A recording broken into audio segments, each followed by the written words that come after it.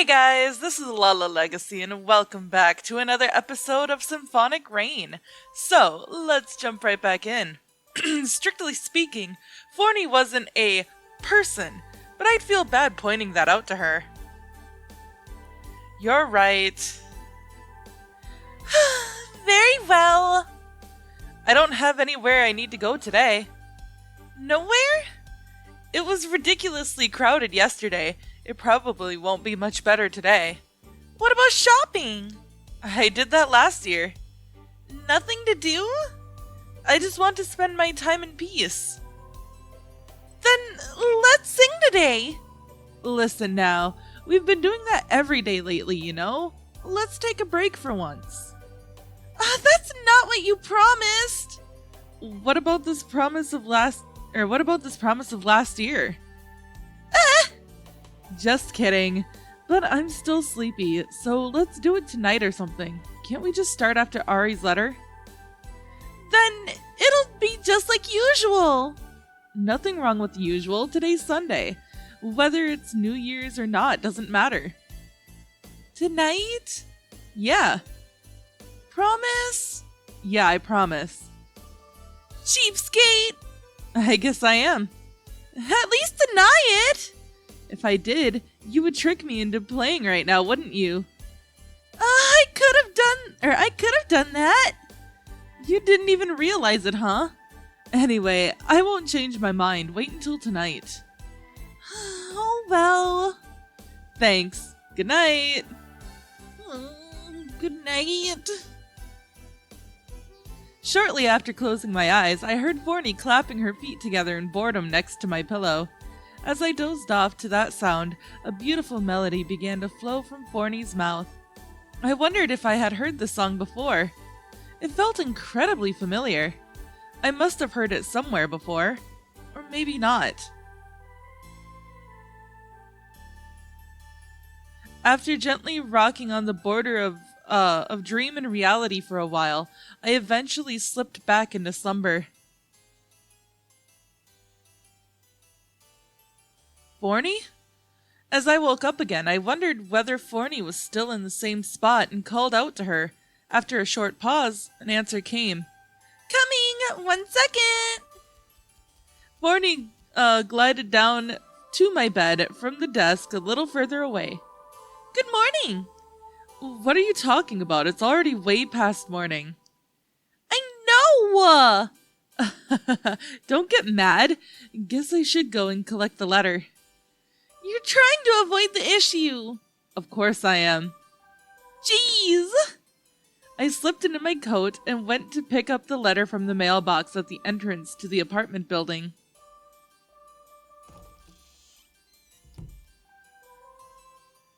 What did Ari say? How would I know without having opened it? Then let's hurry up and look. Why do you want to see it so badly today? I don't really want to see it that badly. Then don't bother me while I write my reply, okay? Okay. This isn't something I'd want too many people to see, you know. I know. Don't I always discuss the contents with you afterward? Yes, I know. Then why? Because there's Fal and all that. I was just worried for a bit. Bleh! Forney! I couldn't really blame her for being concerned, but getting angry and disappearing all of a sudden was uncalled for. It hadn't happened often that she disappeared at times other than when I went to bed at night. Was she really that upset? Maybe she was concerned about Ari. Or maybe she was concerned about me. Hurry up and read it, I'm waiting! Huh? I've been waiting since this morning, you know? Yeah, I understand. Good! That stuff is bad for my heart. I carefully opened the envelope with the letter opener. In all, I had received well over 100 sheets so far. In the beginning, our exchanges would often span several pages, so I didn't know the exact amount. But with the passage of time, the volume of our letters decreased, although our feelings remained linked. Our exchanges continued naturally, as though we were regularly chatting with someone we saw once a week. I was able to perceive Ari's presence, as if she were standing right in front of me. Dear Chris, is it still raining over there? Here, it has been sunny as usual. By the time this letter arrives, I suppose you will have already entered the new year.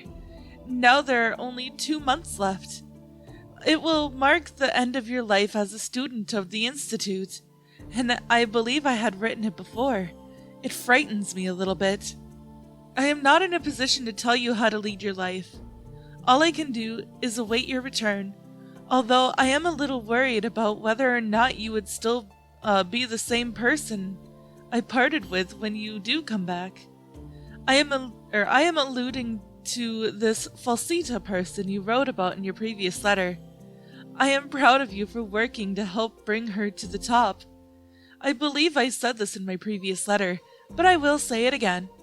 Chris, you should do whatever it is that you want to do. Do not let me or anyone else restrain you. Do whatever you feel is right. The graduation recital is not far away, but please do not overwork yourself. Please put up a wonderful performance. I am sure it will be beneficial to your future. Arietta.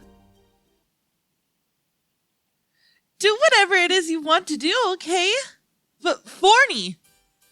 I see, so that's how Ari feels about things. Don't read it without my permission. Oh, don't sweat the small stuff, Mr. Serious Face. Stuff like this makes me seriously think. Why? I don't understand what Ari is thinking for writing that twice. Forney rolled her eyes at first, then produced a mellow smile. Yeah, the human heart is a complicated thing. Her tone was unusually serious. The line sounded like a joke, but her voice and expression indicated otherwise. A bold statement coming from a non-human. Perhaps. Yeah. So, how are you going to reply? Well, all I can answer is I understand. What do you want to do, Chris? I want to focus on the graduation recital for now. It's too late to switch partners by now anyway. Right! Nothing wrong with that, right? Yeah. Forney's smile didn't put me at ease. In fact, it stirred up something cold inside of me. I wrote the reply, trying my best to keep my fingers from trembling. I wrote down exactly what I told Forney, what I told Forney I would. I barely wrote about anything else at all. I wondered what Ari would think when she received this letter. It was shorter than I had ever been, or than it had ever been. Would she forgive me for it? Finished? Then let's sing! There's no telling for how long we'll still be able to. What are you talking about? The end will come. There's no escaping it. Obviously, I want to sing as much as I can until that time arrives. Forney, what's going to happen to you afterward? Huh? What do you mean by afterward? After I've left this apartment. Who knows? I don't think anything will change. Will you stay here? Maybe, maybe not. You're being awfully vague. Forney smiled again, then responded lyrically. I know, or I'll know when the time comes. Oh no, that makes me so sad.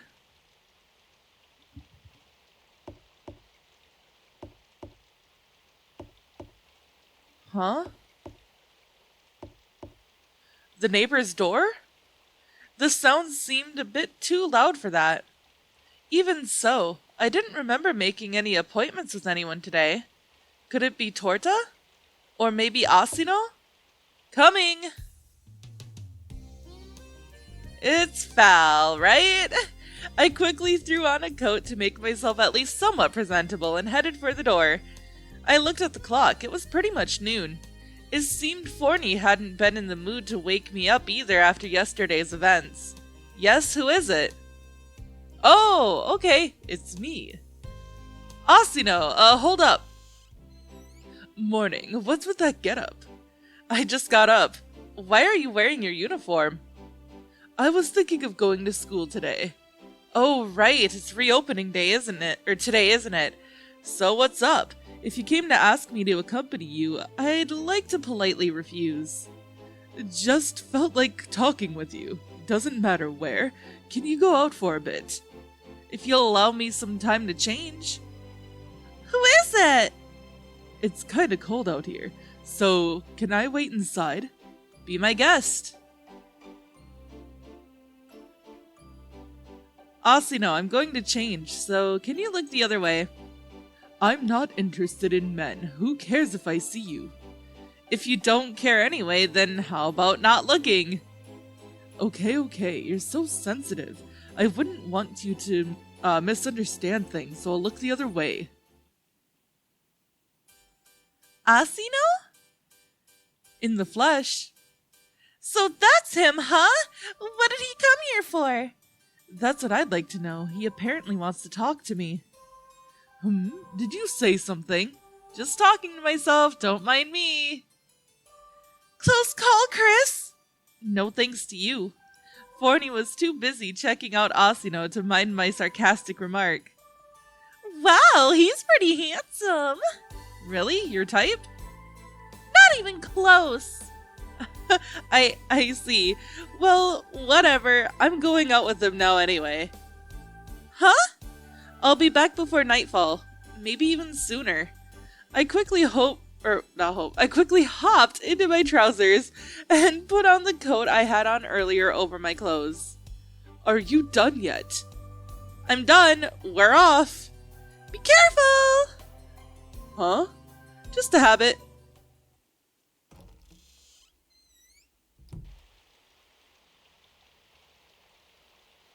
We had gone outside, but Asino never really initiated any conversation. I decided to take the lead. Any destination in particular? Nope, not really. Okay, well, whatever. I sluggishly trailed Asino at a short distance behind him.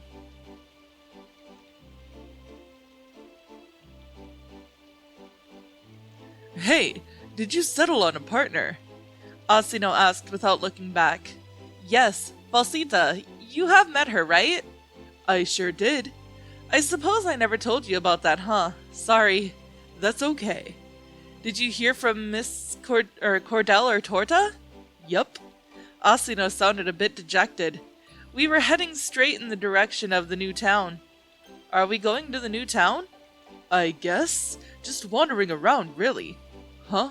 What's this? Trash? Something made a sound underneath Asino's foot.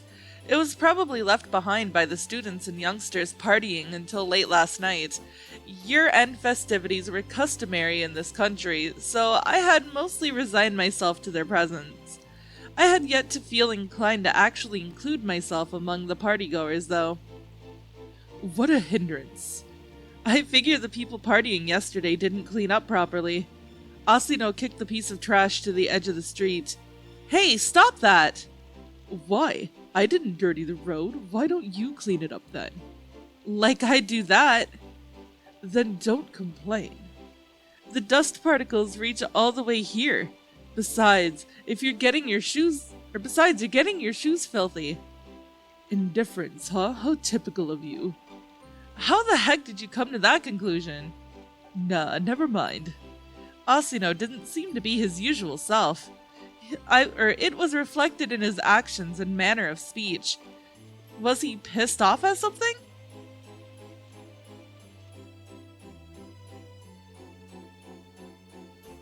At least it's neat around here. Contrary to my expectations, the streets weren't all that crowded. A lot of shops were closed for the holidays, but there were also plenty that were still open for business. Was Asino talking about the streets? Not that I would object if he was talking about the storefronts themselves. I suppose last night was silent here. How nice. It wasn't, really. It was pretty noisy. Then I'm impressed that the residents of the new town have good manners, even during those times. It was at that point that I spotted several people cleaning the streets a little ways ahead. Oh, looks like it's being cleaned for them. Oh, come on, I clicked. Judging from their outfits, they didn't live in the neighborhood.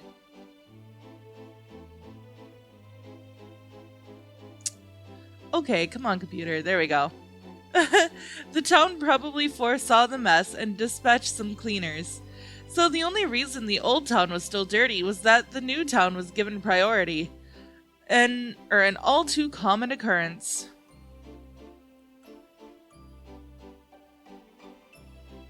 So, how have you been doing? Asino stopped in his tracks right in the middle of the road. We were standing in front of a block lined with establishments that appeared to be restaurants. Not bad, I guess. I figured as much. You're blessed with a good partner. Is she really that famous? Are you serious? Why do I even bother? I just remembered what kind of guy you were. Fal's a really good singer, huh? I was amazed when I first practiced with her. You got that right. Asino's behavior seemed to be gradually returning to normal. I could no longer detect the irritation from when he kicked away that piece of garbage. What about you? Haven't decided yet. I have plenty of candidates, though. Like that girl from before? No, I only practiced with her once. Isn't it a bit too soon to write her off, then? Some things take only once to understand. I guess. Well, I'll decide on someone when the time comes. Funny, coming from someone who laughed at me when I said the same thing in the past. Seeing as you're going to school, I suppose you'll be searching for a partner? Pretty much, Asino said without a trace of interest. Not terribly motivated. No, it's just a stupid graduation recital. Aren't you a confident one? Not that I didn't once feel the same way myself. Not anymore? Not really. You might start feeling differently once you settle on a partner yourself. I hope so. Was that what you wanted to talk to me about? Yeah, it was just on my mind. I see. I'd been having these kinds of interrogative conversations a lot lately. Maybe that was why I had the feeling he wasn't being completely sincere with me. Although it was possible I was overthinking things. I'll let it slide for now. So, that's how it was. Anyway, what do we do now? I didn't have any particular plans for today. Neither had I. Want to grab a bite to eat? That time already, huh? Sure, that would be nice.